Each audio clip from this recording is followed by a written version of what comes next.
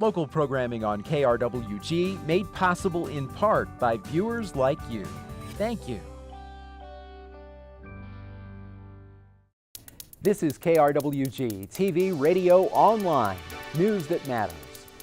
Next on Newsmakers, the American Civil Liberties Union visits Las Cruces to educate residents about their rights as concerns grow over a Trump administration immigration crackdown. Plus, Living Here takes us to Veterans Memorial Park in Las Cruces. And later, part 2 of our conversation with the new leader of the Dona County Republican Party. Thanks for joining us on Newsmakers. I'm Fred Martino. ICE raids shook immigrant communities, and there are also broader concerns about civil liberties under the Trump administration. The American Civil Liberties Union says an unprecedented number of New Mexicans are scrambling for legal services and guidance. Simon Thompson recently joined Las Cruces residents at an ACLU Know Your Rights meeting.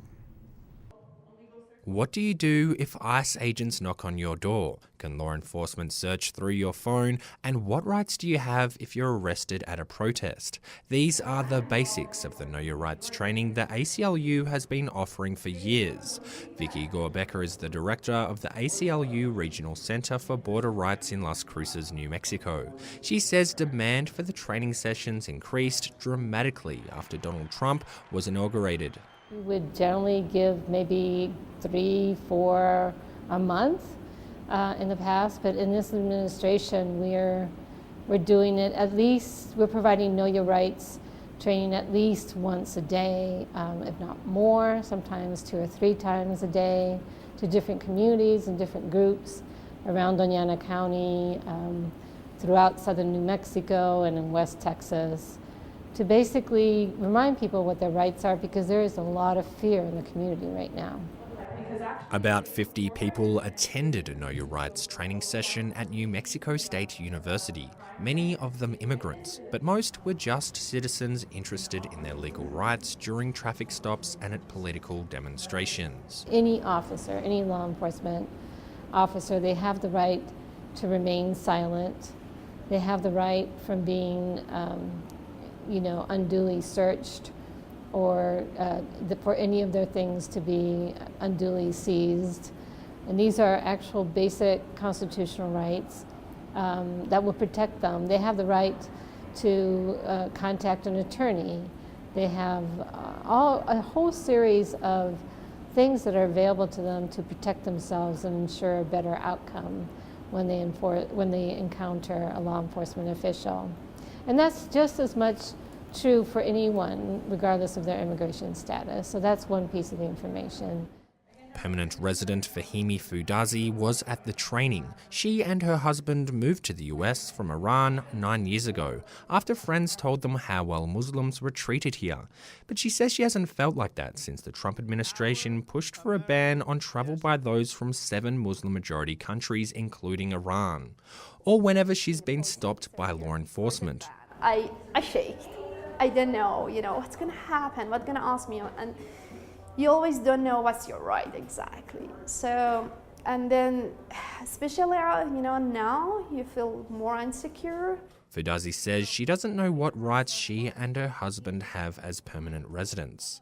Gorbecker says that's what often makes people vulnerable. She says ICE officers were said to have taken advantage of that during recent ICE raids in Las Cruces neighborhoods. The very first step, and it doesn't matter who the law enforcement agency is that you don't need to open the door. Gorbecker points to interior checkpoints as a good example of how law enforcement overreach plays out when individuals aren't sure about their rights. Constitutionally, law enforcement can't stop and question you without reasonable suspicion you have committed a crime. Here's an example of an individual knowing his right at an interior border checkpoint.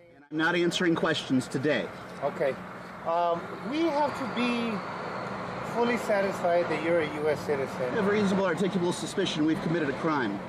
No, sir, but you must answer my question. No, I don't. Are you a United States I don't have to citizen? answer any of your questions without my attorney present. Send you on your way, and thank you for being an outstanding citizen. So apparently all you have to do is be a belligerent jackass and you're determined to be a citizen.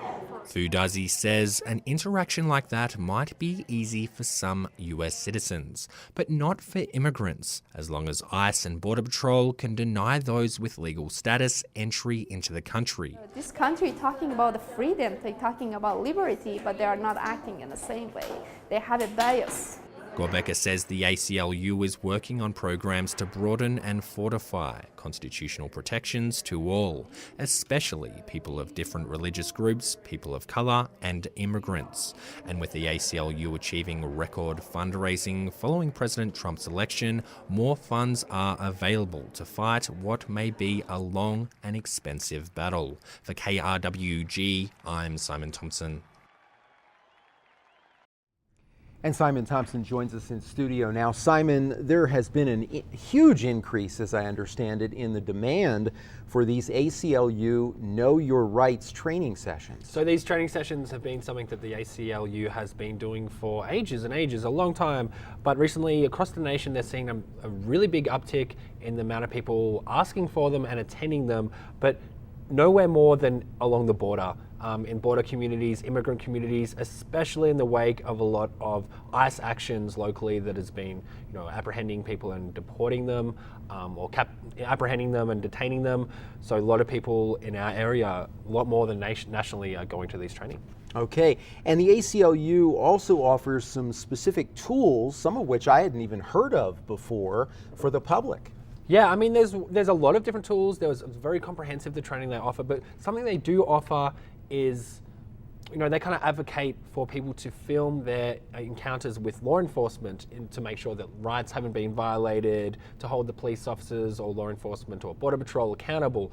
But what sometimes happens, according to the ACLU, is that the law enforcement officers, once they've apprehended the person, they'll go through their phone and delete the footage. So the ACLU has an iPhone or an application that not only records the footage or records the encounter for you and saves it to your phone, but it automatically sends it to the ACLU, where lawyers will review the footage and kind of assess whether any civil rights violations have happened. Okay, so that app is available for iPhones, but also for Android devices too, right? Yes. Yeah. And so it's sent to the ACLU of each state. Very interesting. Yeah. And again, I had not even heard of that before, but it's another way that the ACLU may be giving some people at least a little bit of peace of mind.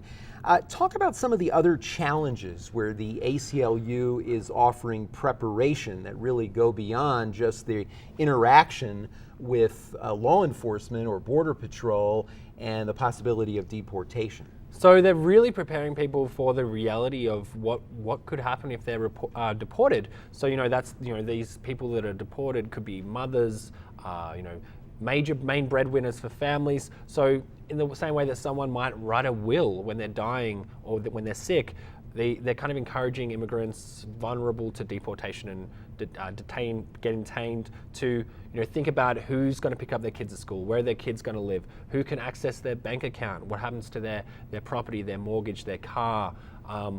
This wide array of different things that that need to be taken care of, but you probably when you're suddenly removed from the country, you have almost no power to kind of fix. to deal with it. Yeah, so that's good, especially when you're in detention, you have very little power to do anything. And many people have heard that the ACLU, beyond preparing people directly affected, they are also getting into citizen advocacy, and they have a whole new project. It's the People Power Project.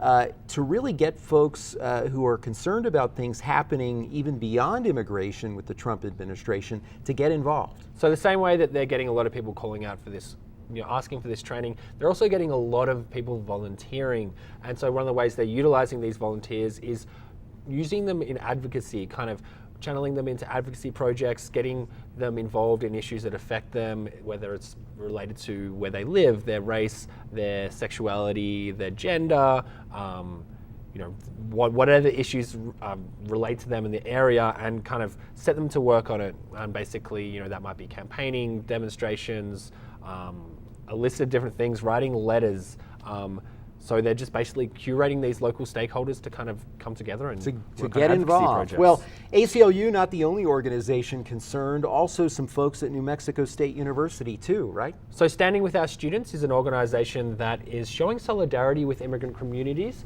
I went to one of their meetings recently. NMSU Dean of Students Michael Josic says since the Trump administration came into office and signed executive orders on immigration, the mood on campus has changed. We're seeing an impact on our students, and from a stress level, anxiety level, concerns for their family members, and trying to understand what this means. And so I think my understanding or my belief is, as the Dean of Students, it's my role to try to reduce that anxiety. Make sure students are aware of what resources are out there, what is correct information, and who they can go to if they have questions. Josic says foreign and immigrant students have concerns they could be targeted by immigration and customs enforcement or even deported while on campus. He says many are scared to come to school. So Josic hosted a teach-in to show support for students and get key stakeholders to discuss the issues. New Mexico State University Police Chief Stephen Lopez was there to reaffirm the department's relationship with ICE, or Immigration and Customs Enforcement, and the information they share. Immigration status, we don't ask. That's not something that gets recorded. We ask their nationality, and that's it. Most of the teach-in attendees were people showing support, rather than impacted students themselves. Josic says they're working on initiatives to bring those students out of the shadows and give them the support they need. For KRWG, I'm Simon Thompson.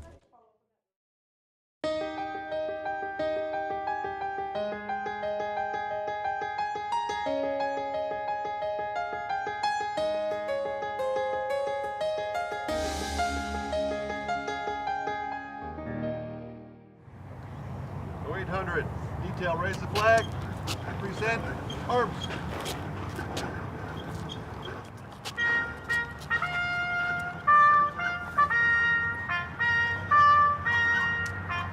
Let go, George.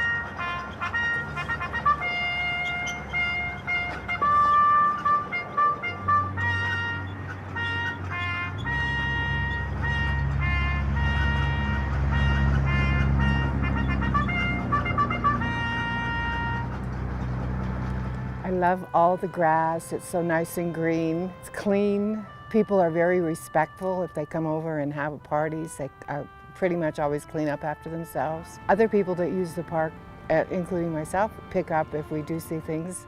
It's just a very, very nice place for me to come every morning with my dogs.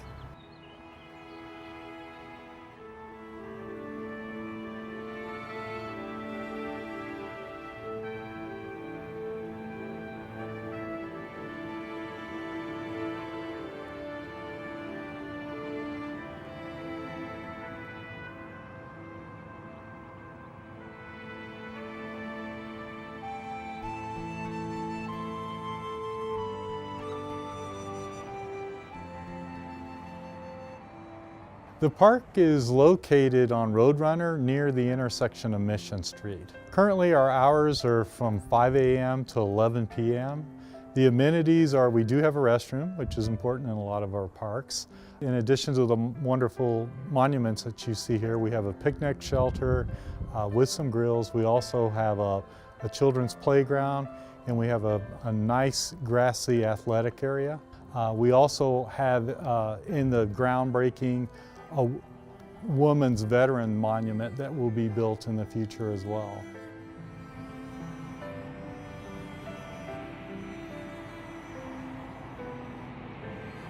Any veteran from the county that served can get recognition on the wall that we have, the original wall over here, Walk of Honor. This portion here is for the Vietnam era. If you were a Vietnam era veteran, no matter what state you're from, you're eligible for a brick in here to get mentioned. I don't know the specifics of where the idea for Veterans Park originated, but it was spawned from the community, from our veterans, from their families.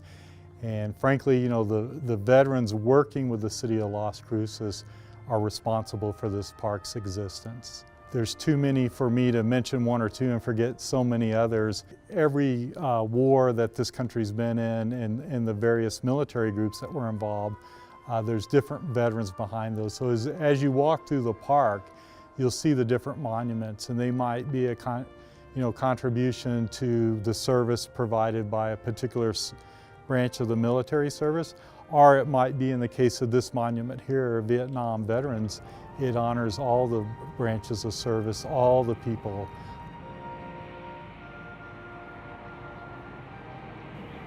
Don't forget the ones that's paid the price for what we have. This is kind of what the honor is for here. You know, the rights that we have, freedom of speech and live in the country that we live in, is really solely due to the veterans protecting it through the years and all the wars. If people want to find out more about Veterans Park, they can go to the city's website, which is www.las-cruces.org. And if they go to the Parks and Recreation listing on there, you'll scroll down and it will give information about Veterans Park as well as many of our other parks. It's not a sterile monument, it's a living monument in a park. So we invite families, children, grandparents to come out, celebrate and respect the sacrifice that our veterans gave, but also enjoy this beautiful park. Yes, I bring everybody, that relatives and friends, and I show them there's a very unique park in Las Cruces, and I think we're equal to anybody in the country, or better. And most people agree. When they come here, they're really impressed with the park we have. But I love this park. And the trails are such a fabulous addition. I just love it. Anytime you come out here, you'll meet a veteran, and some of them have such wonderful stories that they talk about, and then their roles, as far as being involved in this park. And to me, it's such a beautiful setting. You've got great views of the hills around Las Cruces. It's a nice quiet respite when you want to get away from the hustle and bustle of the city. So it's a nice place for our military members and their families to come and reflect and enjoy the peacefulness of it all.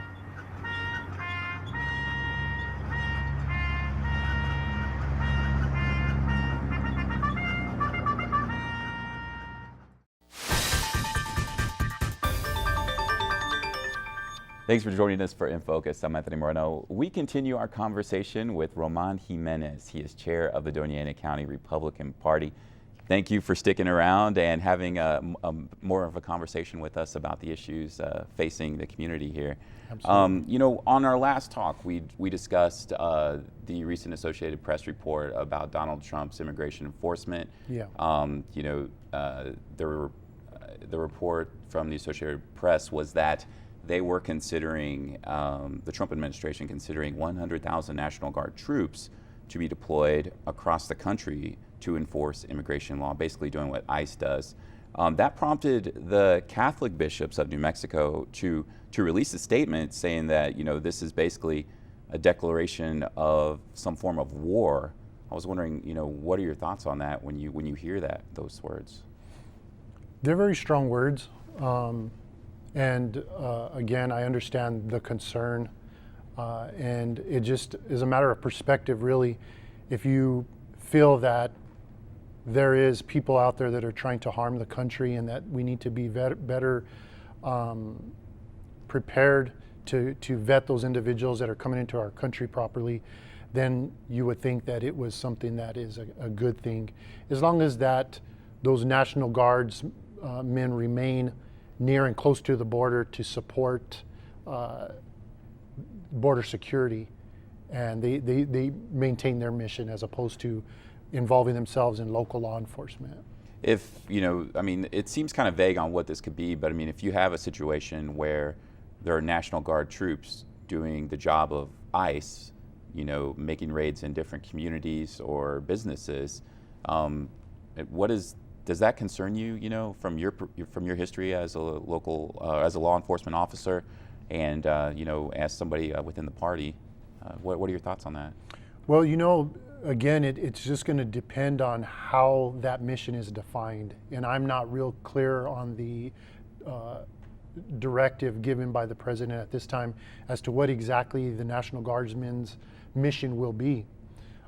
Right now, and for a long time, not just the past 8 years through the Obama administration, but previous to that administration, National Guardsmen have always been an integral part in providing support to local law enforcement in combating the war on drug trafficking, secure borders, resources for the enforcement of local law enforcement. You know, in the last week, there's been nearly 700 people across the country rounded up in immigration raids. You know, some of these people are parents of American citizens. Mm-hmm. As somebody with your background in law enforcement, when you see families being broken up, does that concern you that, you know, we have family units being broke up and there's kids that are potentially growing up in America without parents? You know, we have that every single day. You know, we have American citizens that we arrest, much like in these raids, that are suspected of being involved in some type of criminal activity. When we'd execute warrants on a guy that was involved with or suspected of being involved in drug trafficking, well, the unfortunate repercussions for his actions were he gets put in handcuffs, probably in front of his family, gets taken away, and gets, you know, possibly prison time. And those kids, unfortunately, grow up for a while without their parents.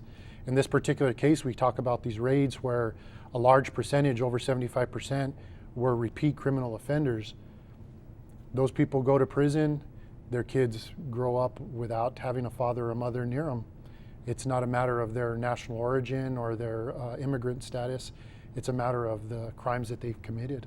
As somebody, you know, as the head of the Republican Party here in Dona County in New Mexico, which is already struggling with child well-being as an issue. Absolutely. You know, do you think that there needs to be, you know, a stronger scope on who immigration and custom enforcements are planning to take away? I think if they're criminals, they need to face justice, regardless of who they are. What if they're not criminals? You mean ICE would just target somebody that's not criminal? Who may be in the country illegally, but not a criminal. Well, I think that mission, if they're given that mission, needs to be addressed at that particular time. I think what we're talking about are criminal repeat offenders right now that are being targeted. So, you know, I think we're talking about apples and oranges as far as that goes. I don't know of any instances where ICE is coming after individuals that they just suspect are here illegally without a criminal record at this point. What I wanted to bring up to you, another thing, the President of the United States is really good at getting his own message out through tweets. Right. And some of those messages have been aimed at companies. When you see that, does that concern you that, you know, the highest office in our government can target different corporations and things like that? I mean, what are your thoughts on that? Just in general? Maybe you could expand a little bit on that. Which ones are you? Well, let's start from this. You know, obviously Trump discussed NAFTA and complained about it being the worst trade deal ever. And many people had different thoughts on that. And obviously that was a popular move for him. It worked for him in the primaries. But as somebody, you know, in charge as a chair of the Dona County Republicans in a border county here in New Mexico, which could affect, you know, trade on our southern border and business and industry, I was wondering, you know, what are your thoughts on that, and as far as NAFTA being possibly scrapped? Right. Well, you know, we know that it's been an integral part of the success of like the Sunland Park, Santa Teresa area. We know that those individuals have done very well based off of that open trade agreement with Mexico. So you're talking about, you know, microeconomics as opposed to macroeconomics, the things that are happening on a national scale as opposed to what's happening locally. And You know, from the perspective of the president, who's in charge of the entire country, I can understand his reasoning about being involved in open trade with other countries where the United States continues to get the raw end of the deal every time. I understand that perspective, but at the same time, I understand that open trade has been a big part of New Mexico's economy and stimulating that economy. And from the local Doniana perspective, my thoughts would be, how do we work to make sure that that continues with whatever types of agreements are in place with Mexico? Okay. One of the things that I'd also like to continue talking with you about is here in New Mexico, history was made a couple years ago when local Republicans and in the state house took back control. Right. However, recently in the recent election, Democrats took back control of the House of Representatives in New Mexico. I was wondering your thoughts on what do you think went wrong to where Republicans lost control in the election? They didn't do anything. You know, we put people, elected individuals, to be put into office, and we didn't get any bang for our buck. We put people in there that we thought would help turn the economy around, that would help to create a better environment for our children to grow up in and to be educated in. And that didn't happen. And so people felt, let's give some other individuals an opportunity to see if they can change things. The problem that we continue to make in New Mexico, though, is we continue to put people in office that have their own best interests in mind. Regardless of what party they're from, they continue to preserve only their own self-interests. Well, one of the things that's been talked about in the state legislature this year is about opening up primaries. Right. And having independent voices vote in elections. I was wondering, what are your thoughts on that, you know, locally as a party chair of the Republican Party? Well, you know, I think that it's important to have representatives from both parties. I really do. So, you know, the open primary process would be unfair in different areas of the state, depending on where you're from, because that meant that all you had to do is get past the primary, and then you can kind of coast in through the general election. And I don't think that's a healthy thing. I think it's healthy for a candidate from whichever party they represent to continue to be challenged throughout the process, to continue to be made available to speak to what their thoughts are and ideas are. All right. Well, I want to thank you very much. Unfortunately, we're out of time. Sure. But thank you so much for joining us on In Focus. Absolutely. My pleasure. And we want to thank you as well. I'm Anthony Moreno.